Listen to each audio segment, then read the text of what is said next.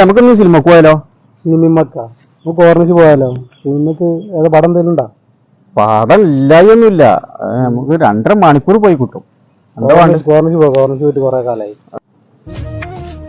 പിന്നെ നാട്ടിക്ക് ഒരു 1000 റുപ്യ ഗൂഗിൾ അയക്കണം.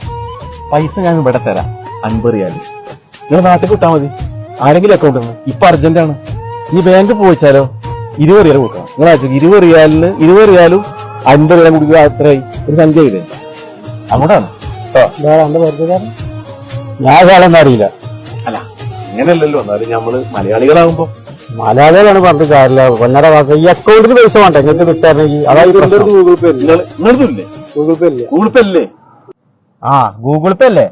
ആകെ വരുന്നു മാളാക്കാം. മൂപ്പരുടെ വെച്ച മൂപ്പർ എന്തായാലും തരും, തന്നിരിക്കും. മൂപ്പർ നല്ല മനുഷ്യനാ.